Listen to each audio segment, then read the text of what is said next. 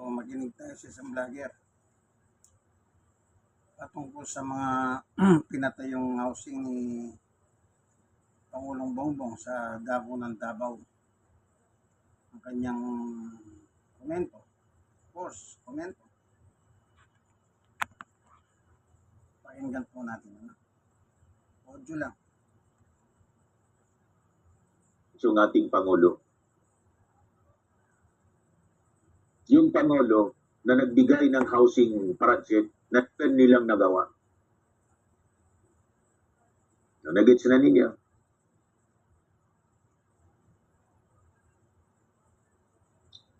Magkakaroon din ang komunidad ng mga parke, outdoor gym, imagine that. Multi-purpose hall at iba pang pasilidad para sa mga residente. Patuloy na isinusulong ng administrasyon ni PBBM at programang magbibigay sa mas maraming Pilipino ng sariling tahanan sa ligtas at maayos na komunidad.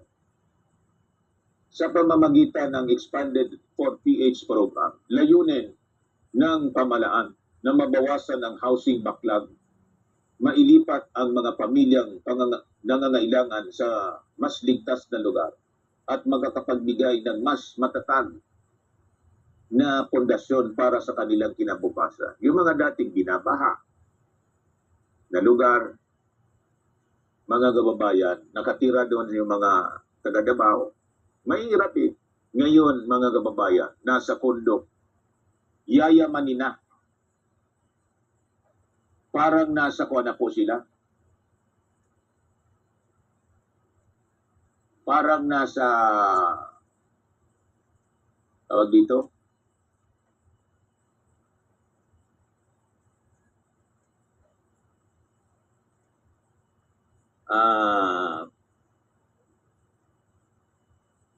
Bonifacio Global City.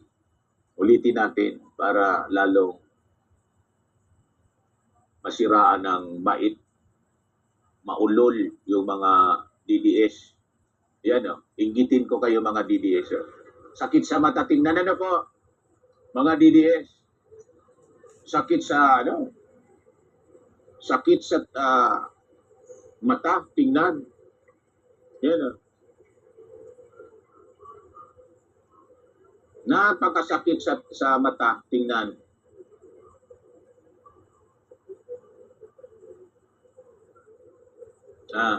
Ang nilalait nila na napakapugi na presidente, napakatalino, napakabait, napakasipag. Ayan, mga kababayan. Ano kayo ngayon mga DDS?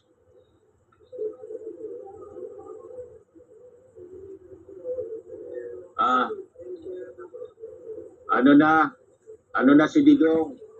Ano na si Sara? Grabe, pasalamat ng mga tao.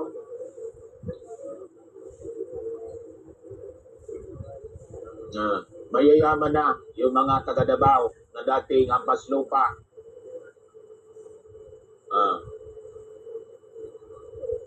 Ganon magmahal yung ating Pangulo na patuloy ninyong nilalait.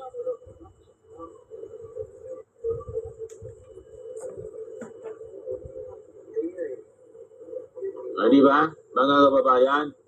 Nakakundo na yung mga dating nasa squatter.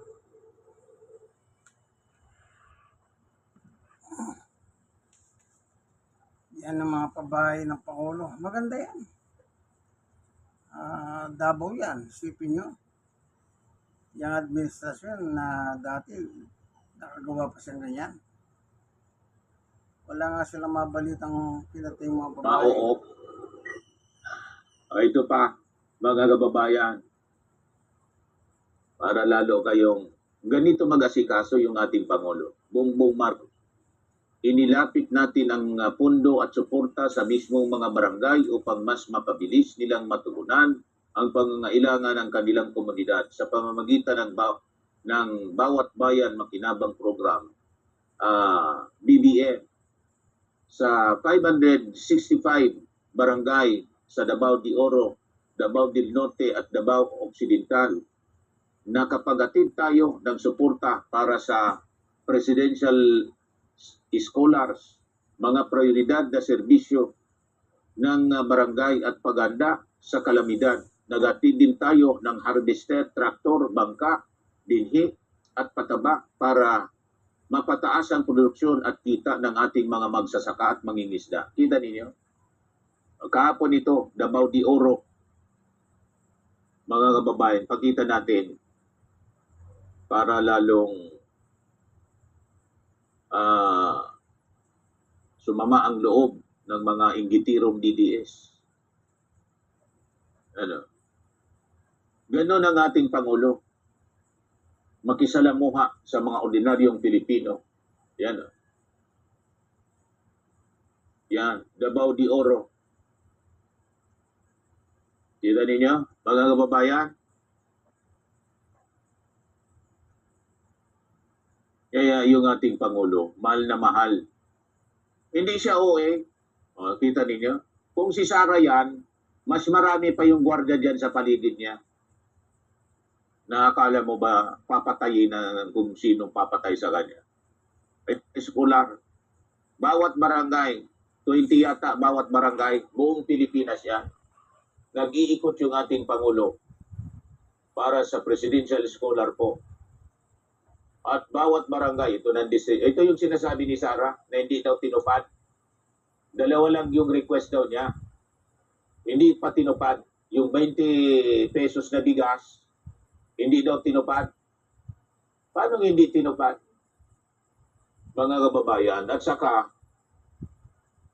ang hindi daw tinupad, mga kababayan,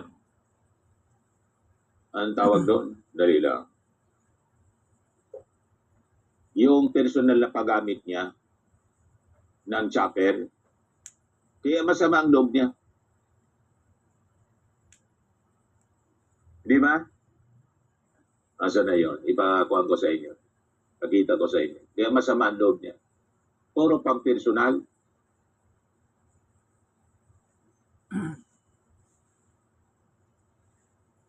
Asa na ba yun?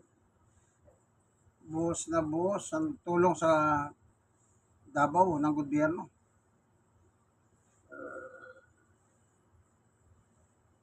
Para walang masabi mga Dutertes. Ito. Yung mga pabahay, scholar. Tayo sa akin. Sa akin na nga. Dalawa lang ang hiningi ko eh. Nung pumayag ako na tumakbo kapatid niya bilang kanyang vice president. Yan o, presidential chopper. Wala pang 1 year. Ito lang yun. Related lang yun sa pag-iusap ko sa kanya sa kailangan kong gawin gabi-gabi para sa aking mga anak. Bata ay yung mga anak ko. Wala siyang hindi niya tinupad. Sige, sabihin na natin no, personal yan eh. Pwede naman hindi ko pa rin yan. Okay, balik tayo sa akin. Sa akin na nga. Dalawa lang. Puro pang personal. Nung pumayag ako na tumakbo sa country niya bilang kanyang vice president. Yung sagot, 1 pa lang kanya sagot. Wala pang 1 year. Isa lang yun. Related lang yun sa pag-iusap ko sa kanya sa kailangan kong gawin gabi-gabi para sa aking mga anak. Ba't kayong mga anak ko? Wala siyang hindi niya tinupad. Sige, sabihin na natin no, personal yun eh. Pwede naman hindi ko pa rin yan. Okay, balik tayo sa akin. Ang gusto niya, yung presidential chopper, gawin niya nga personal service para mabisita niya araw-araw, gabi-gabi. Makauwi siya sa Davao. That.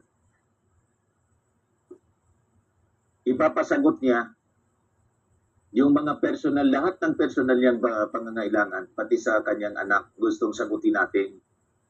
Sagot ng taxes ng ating mamamayang Pilipino. Ang presidential chopper po, pwedeng ipagamit sa kanya. Paminsan-minsan siguro, pero po, araw-araw. Paano na yung mga lakad ng ating Pangulo? Tulad nito, nagbibisita sa mga projects na ini-implement. Hindi pwedeng gamitin kasi ginagamit personal ni Sara. Ginagamit siya. 1, 2, 3 beses yata o sobra pa. Pero hindi pwede. Nasa loob ng 6 years. Gamitin niya personal service, yung presidential chopper para gawin niyang taxi, Davao, Maynila. Ano yun? Sobrang pang-abuso. Di ba po? Masisira niyan yung ating Pangulo. Kasi Araw-araw. iisipin ng ating mga mamamayan, kasi ka-unity mo, vice presidente mo. Kaya special treatment ka. Di ba masisira yung ating Pangulo? Pinagamit mo sa personal na lakad, hindi man sa mga official function. Pang-official function po ang presidential chopper. For emergency siguro, pwede mong gamitin, ipairam sa'yo. Pero ang gustong mangyari ni Sara, talagang matindi. Araw-araw uuwi siya sa Davao, gamit yung presidential chopper para masaya siya. Nang hindi pinagamit, ayun, inaway na yung ating Pangulo. At yung hindi daw tinupad pa yung 20 pesos na bigas. Paano hindi tinupad? Nakita niyo yun? 20 sa Yung Davao. Pilipinas may 20 pesos na bigas para po sa mga mahihirap. Kaya tingnan ninyo itong mga mamamayang Pilipino na beneficiary. Talagang tuwang-tuwa.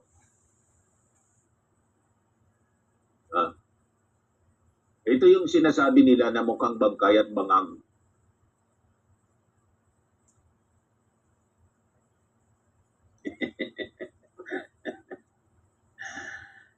Lagi yan talaga po.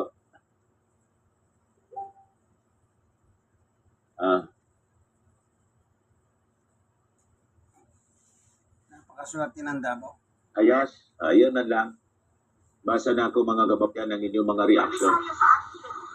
Despite na mga paglalait niya sa ating Bongbong Marcos, malinaw na pinariringgan niya yung ating Pangulo. Puro kabutihan lang, mga kababayan, yung iginaganti ng ating Pangulong Bongbong Marcos. Diba? Yun ang ating Pangulo. Kaya di tayo nagkamali na binoto yung ating Pangulo. BBM! BBM! Kaya naman po, dapat talaga itong si Sara, tuluyan na ito. Mapatalsik sa impeachment, mga kababayan, matanggal, makonvict, at never na po na makabalik pa sa public office kasi hindi siya bagay sa pananalita pa lang. Hindi siya bagay. At ayaw ng accountability. At mamaya, 10 o'clock yata na yun.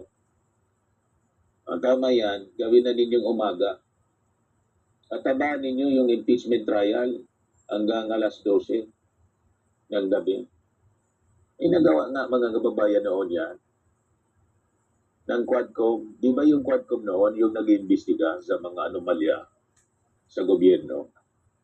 At yung involvement ni Digong sa sindikato. Inaabot po ng alas 12, minsan alauna na ng umaga. Kung bakit nagawa yon mga kababayan, nagawa ng mga taga-Quadcom, members ng Congress, bakit hindi magawa ng mga senador ng impeachment court? Gawin ninyo from 10 o'clock in the morning hanggang alauna ng umaga the following day para masulit naman yung sinisweldo sa inyo. At matapos na po itong impeachment trial laban kay Sara at matanggal na po, mapalitan ng bagong vice presidente. Kasi yung vice presidente natin, sige lang ang panlait niya, sige lang ang panira sa ating Pangulong Bongbong, wala man na itulong, pero tingnan ninyo yung ating Pangulo, mga kababayan. Yung Davao, inuna pa niya. Kami nga dito sa lungsod ng Legazpi, mga kababayan, wala pa kaming housing, mayroon Legacy Hospital, malapit na din matapos. Sa Naga, may housing doon kay Lini Robredo. Pero sa Davao ngayon, aros tapos na. Binisita kahapon, Davao de Oro at Davao City. President Ferdinand R. Marcos inspects the People's Bill Socialized Housing Project in Barangay Riverside, Kalinan District, Davao City on Tuesday kahapon.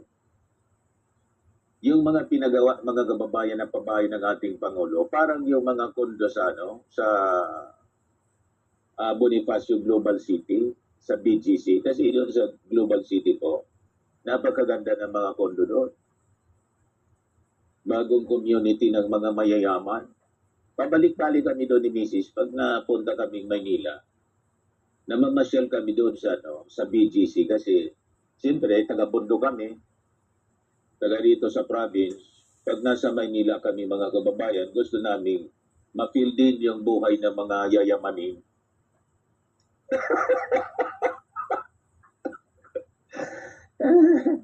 Kahit parang hindi man kami po. Kasi unggoy, gurilya. May nag-post nga ako, napuntaan niya sa lungsod, sa PGC yung gurilya. Siyempre, alam na naman kayo lang.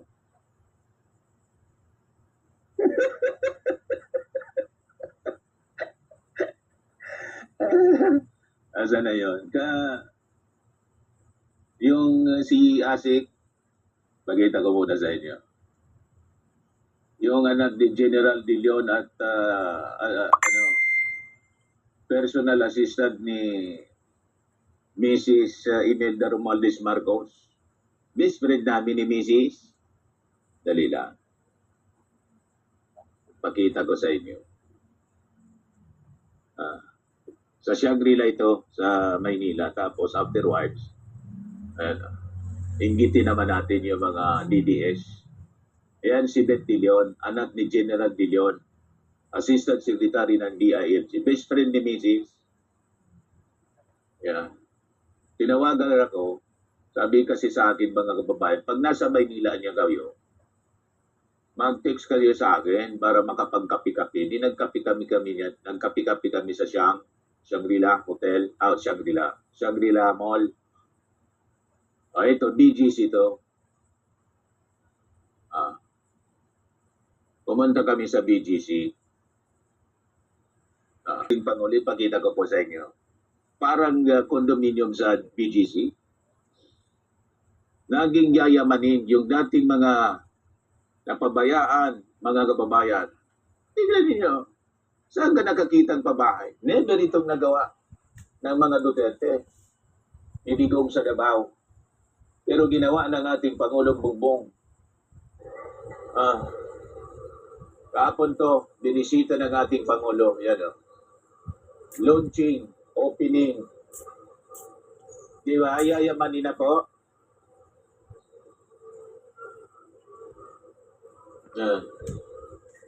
Naging yayamanin yung mga taga Davao.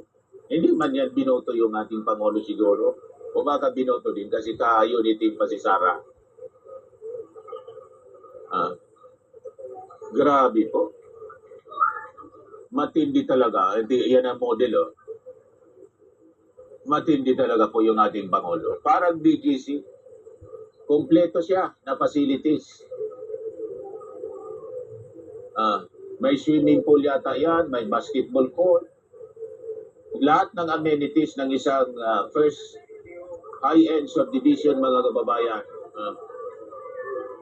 Kaya tingnan ninyo yung mga tao. Tuwang-tuwa yung mga beneficiaries dyan, mga taga-Davao. At yung tingnan ninyo yung security ng ating Pangulo, hindi OA. Hindi yung tulad ng security ni Sara. O diba? Na masyadong OA. Yan ang presidential security ng ating Pangulo. Hindi mo alata na may presidential security siya. Hindi OA.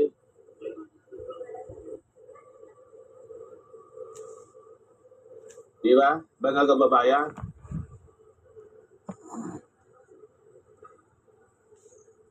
Kaya yung ating Pangulo, dapat gawin natin siyang Prime Minister po. Kung gusto ninyo na yung mga mahihirap, mga dating hampas lupa, na tulad ko, sabi ni Robin Padilla, mabuti niyang tinagalog ng ating Pangulo yung kanyang sona. At least naintindihan namin yung speech ng Pangulo na tulad namin mga hampas lupa. Sabi ni Robin Padilla, hindi man po siya hampas lupa. Dati na silang mayaman, gobernador yung tatay niya, tulad ni Digong, si Roy Padilla. Kilala namin, Cam Norte, tatay ni pero panloko po. Hindi man sila po ang paslupa. Mayayaman sila, yung nanay niya, mayaman no iba siya. Anak ng gobernador. Paano naging ang paslupa siya? Ako ang paslupa. Talagang, So, napakaswerte ng taga Davao. Ang daming housing na pinagawa na, nila. binisita nga namin yung lupa namin. Tawag dito. Ni Pangulong Bongbong. Oh. Ang gaganda. Pinakita. After na sona, kinabukasan, yun yung nakikita nyo. Di ba? Tapos ganun pa kulayitin ng mga Duterte. Di sila pasalamat. Sila nga, wala silang napatay yung housing. Sa mismong kalugar nila. O, di ba si Basti na lang? Mayor si Basti. Naging mayor si Duterte, si Sara. Nasa ng pabahay nila? Wala. Si Pulong, 51 billion. Asan napunta? Tapos gano'n lang gusto nilang mangyari kay PBBM na mawala sa posisyon. Sila lang upo. Hindi na mapapayag ang Diyos sa ganyan. Si Bongbong naglagay ang Diyos. Si Sara naglagay ang Diyos. Pero hindi papayag ang Diyos na amakin ng Pangulo.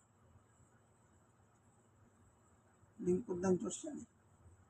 Ito si Sara, lingkod ni Satanas. Bakit? Walang ginawa kundi atakayin na. Wala na sinabi mabuti. Para si Cayetano o Bidang galing. Nasaan na? Wala rin. Mayabang. Kaya kita yung presidente, simple-simple lang. Hindi natin sila, wala tayong political color dito. Yung nakikita lang natin sa araw-araw na napapanood natin sa mga balita sa mga vlogger.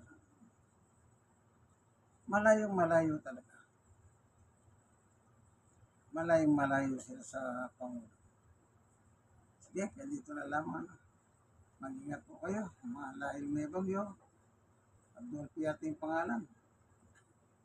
Mag-pray kayo. Mainit ang panahon, mabagyo. At mainit din ang politika sa Senado. Sige po.